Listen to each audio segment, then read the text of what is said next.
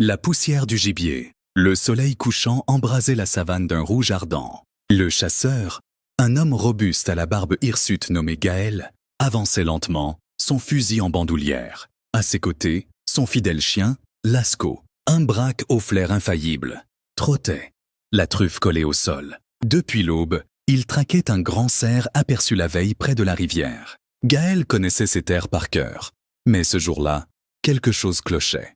Il y avait trop de poussière dans l'air, trop de traces emmêlées, comme si le gibier jouait avec eux. Soudain, Lascaux se figea, oreille dressée, une empreinte fraîche. Gaël se pencha, effleurant la terre du bout des doigts. La poussière lui collait à la peau. Il releva les yeux et vit, au loin, une ombre glisser entre les arbres. Ils s'élancèrent, zigzagant entre les buissons. Le sol sec craquait sous leurs pas. Lascaux aboya, signalant qu'il touchait au but. Mais alors que Gaël épaulait son fusil, une rafale de vent souleva un nuage de poussière, si dense qu'il en perdit de vue sa cible.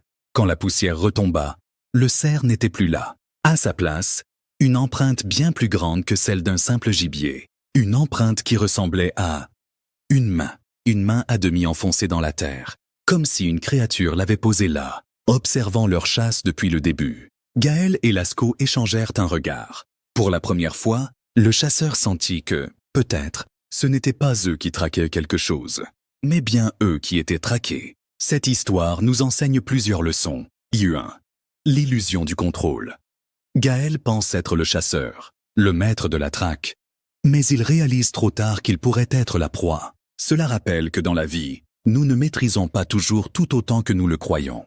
2. L'importance des signes. La poussière excessive, les traces confuses, l'étrange empreinte. Tous ces indices annonçaient un danger, mais Gaël les ignore jusqu'à la révélation finale. Cette leçon nous invite à être attentifs aux signaux avant qu'il ne soit trop tard. 3. L'humilité face à l'inconnu.